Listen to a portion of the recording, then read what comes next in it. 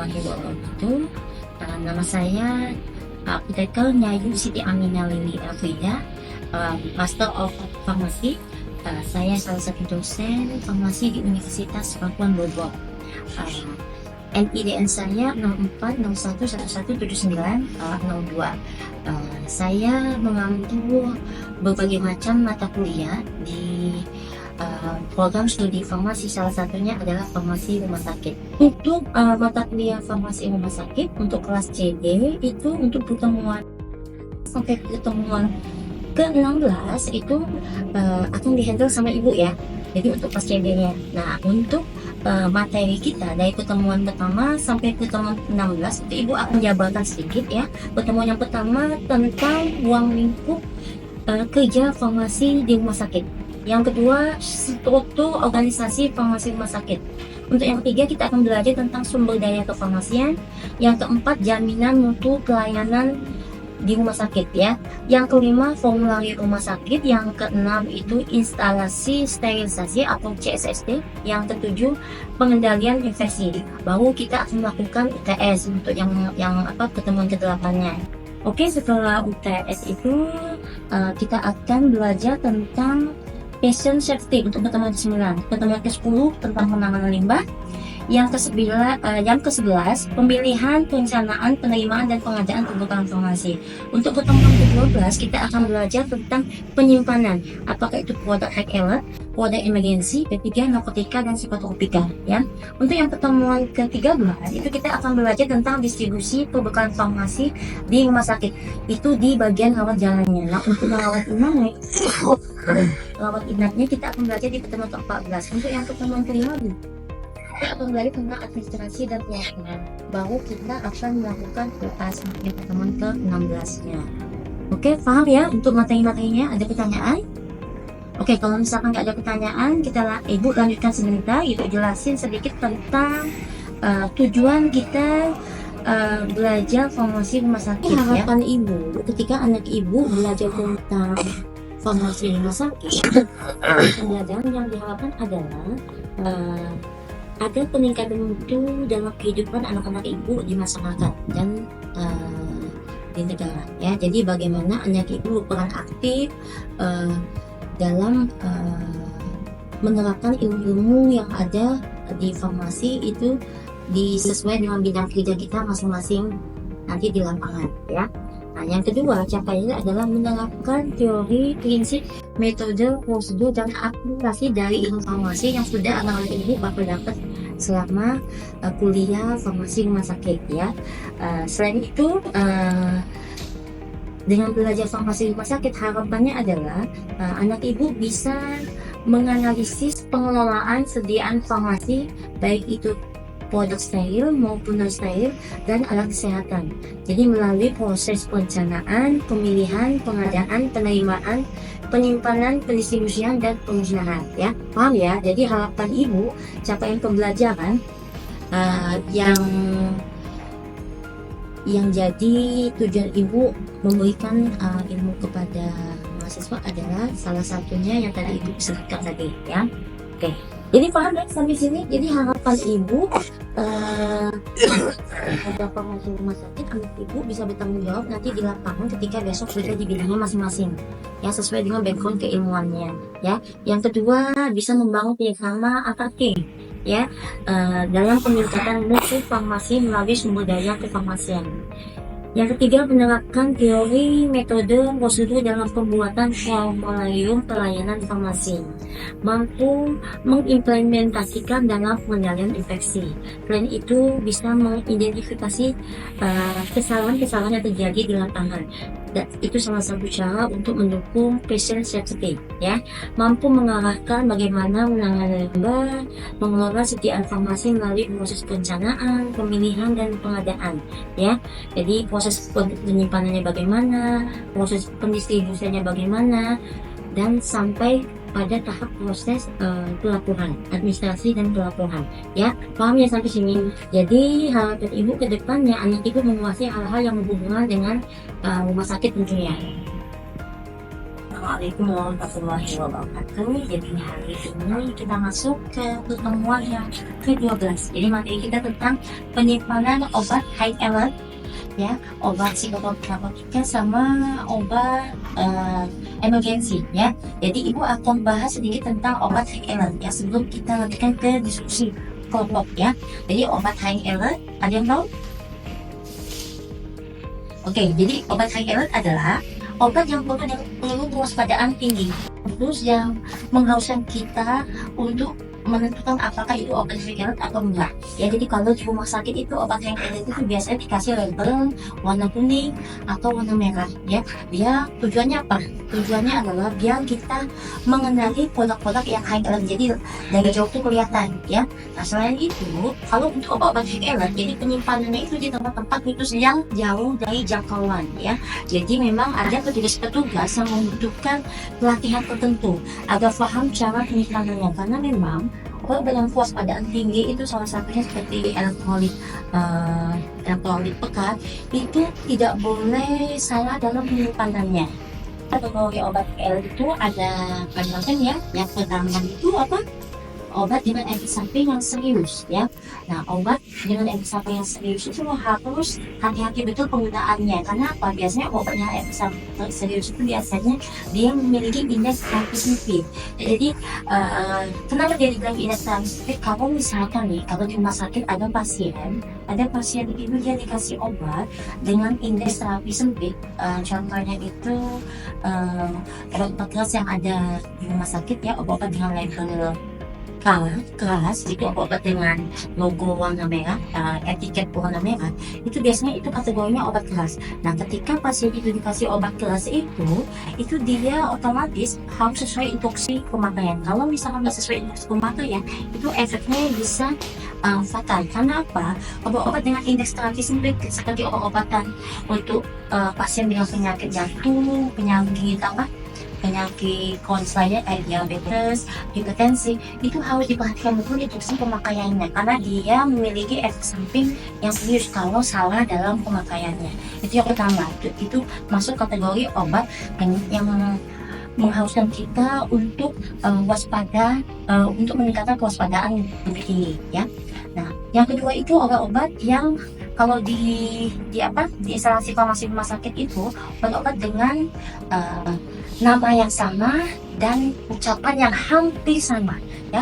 Contohnya misalkan gini, ya, karbamazepin dan karbamazepin. Kalau karbamazepin itu obat untuk kanker. Nah, kalau karbamazepin itu obat penenang. Jadi kalau misalkan anak ibu salah dalam membaca resep untuk obat penyakit kelas berat, itu fatal akibatnya. Karena apa? Yang satu obat untuk kanker, yang satu obat untuk penenang, ya. Jadi kalau misalkan ternyata itu kan dua obat itu selain dia pengucapannya hampir mirip, nah obat-obat yang kedua itu salah satu obat dengan penyakit kelas berat, ya. Jadi harus hati-hati betul dalam penggunaan obatnya. Yang ketiga yang masuk dalam kategori obat high alert adalah obat-obat dengan konsentrasi, jadi elektrolit konsentrasi pekat, ya. Jadi hati-hati betul. Nah, elektrolit konsentrasi pekat kalau di rumah sakit itu contohnya magnesium sulfat, natrium klorida. Nah, itu kan kalau misalkan lautan itu kena ke tangan kita, kayak misalkan lautan sulfat, itu bahaya. Apa efek dari sulfat? Ya, kalau misalkan kena ke tangan itu bisa bahaya, bisa menimbulkan luka ke tangannya. Nah, selain dia iritasi, kalau kita misalkan di labuan itu kalau kita pakai jaga itu, kalau menimbulkan ketumpahan asam sulfat, itu bisa tembus jas labnya. Nah, itu salah satu bahaya dari asam sulfat. Jadi kalau tiba-tiba terhirup atau terkena tangan, apa yang terjadi? Itu bisa mengiritasi, malah bisa menimbulkan luka pada kulit kita. Makanya hati-hati betul dalam penyimpanan obat high alert. Oke, sampai sini paham ya penjelasan dari ibu, ya. Sebelum kita lanjut ke sesi diskusi, ya, setidaknya minimal anak ibu paham basicnya seperti apa dari obat high alert itu sendiri, ya. Jadi bagaimana penyimpanannya, definisinya apa, dan kategorinya apa saja, itu anak ibu harus paham. Nanti untuk contoh-contohnya lebih lengkapnya itu bisa cari sedikit Google, ya. Sekarang banyak info yang bisa didapat, sumber info yang bisa bisa didapat anak ibu ya. Jangan sesuatu apa yang nggak bisa didapat ya. Oke, paham ya sampai sini? Oke, sampai sini aku paham ya mengenai obat heparin, bagaimana penanganannya, hasilnya seperti apa, hasilnya bagaimana, dan metodologi seperti apa. Nanti kalau misalkan ada yang nggak paham, anak ibu bisa waktu ibu ya, itu ibu pasti jawab ya. Jadi anak ibu harus bisa punya inisiatif belanja lebih apa ya, lebih ditingkatkan ya. Jadi ibu hanya ngasih informasinya yang sifatnya yang masih basic, tapi anak ibu harus mengembangkan sendiri. Apalagi sekarang semua informasi itu banyak sekali ya. Jadi kalau misalkan ada pertanyaan, silakan jaga ibu ya, karena kuliah itu dengan waktu yang cuma 2 SKS itu nggak mungkin bisa mencakup semuanya, tapi setidaknya basicnya rekaman di kepala anak itu tuh dapat ya. Jadi jangan sampai anak itu yang basicnya itu nggak ngerti sama sekali. Oke, paham ya sampai sini? Tutup kuliah kita hari ini. Wabillahi taufiq wal hidayah. Wassalamualaikum warahmatullahi wabarakatuh. Dan dari sel kanker itu tadi yang kemarin ibu bahas, gimana masih pakai baju hijau? Oh ya, itu lebih. Sel yang tumbuh lebih, oke, Rifki, oke, alfa terus, Rifki, oke, apa? Pertumbuhan nggak normal, oke, maknya mungkin bisa nambahin sel kanker itu apa? Ini biar yang basicnya dapat dulu. Ibu nggak perlu terlalu jauh bahas tentang reaksi ini karena formasi itu nggak mungkin kita menguasai semua, tapi minimal bakteri masuk, virus masuk. Ya makanya ada orang yang bilang, kok aku kalau misalkan kena debu itu aku pilek. Atau misalkan kalau misalkan tiba-tiba di tempat yang kotor aku jadi alergi. Oke. Dari alatnya. Oke, ibu lurusin ya. Jadi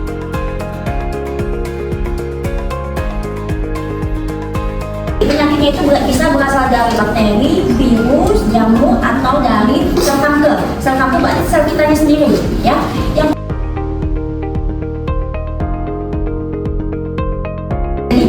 dia pakai mekanisme kerja antara antigen sama antibodi. Jadi bagaimana antibodi itu menangkal antigen yang masuk ke dalam tubuh. Nah, itu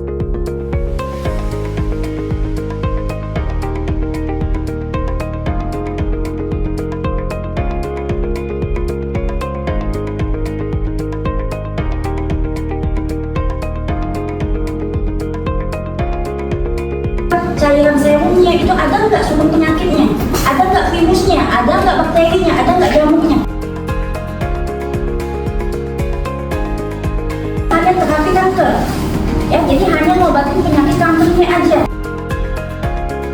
Jadi untuk mengobatin sel-sel imun yang nggak bisa bekerja untuk menyerang balik sel kanker, ya, atau tidak bisa mengenali sel kankernya sendiri, ya, tidak bisa mengenali musuhnya. Nah, itu bedanya. Ya, paham ya sampai sini? Namanya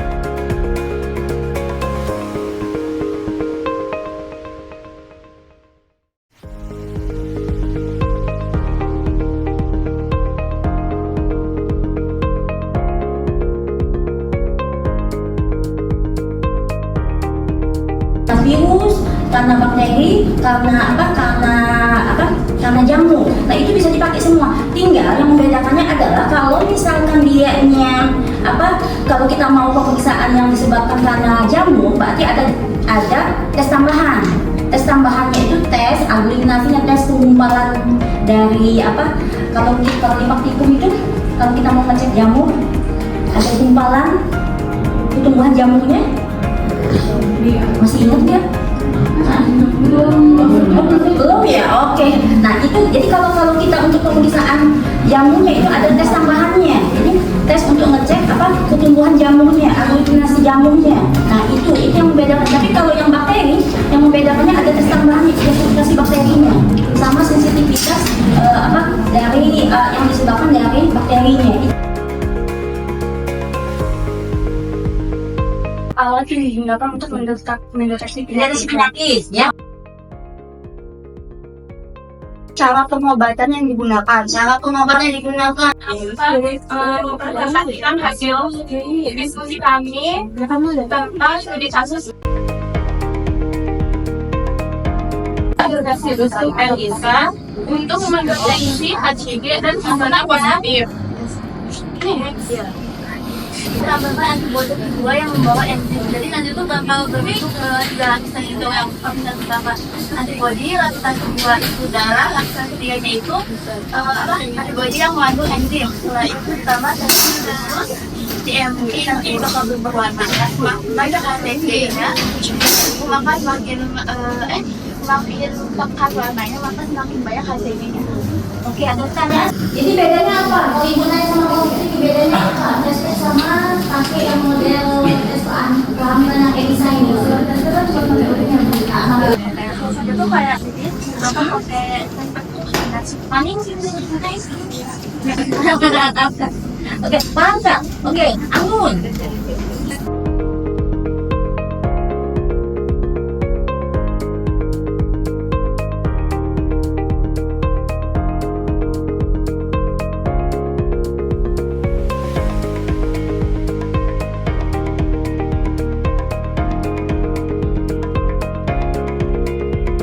HCG yang sangat kecil, jadi bisa tahu lebih cepat. Terus yang ketiga itu salah pakai tes tekniknya, tes terlalu cepat, urin encer, atau itu bisa mempengaruhi hasilnya nggak sih? Waktu lebih lama, itu mempengaruhi hasil nggak? Iya. Mungkin juga diinjeksi lama gitu, bangun itu nggak bisa juga. Pakai alkohol, siapa yang dulu? Sebentar, ibu mau nanya dulu, yang belakang. Masnya yang warna hitam, samping ya, masnya apa? Cuci tangan aja kan kita ada tahapannya kan? Tapi tahapan kita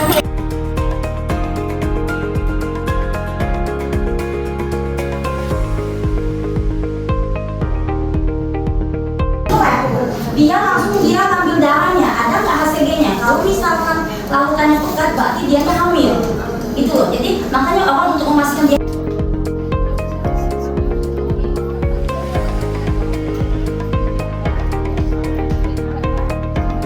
Di dalam satu larutan yang mau kita yang mau kita cek ya, itu seperti itu. Oke, lanjut. Oke. Diagnosis medis, penelitian biomedis, pengawasan obat, serta keamanan pangan dan lingkungan karena mampu memberikan hasil yang sangat sensitif dan spesifik.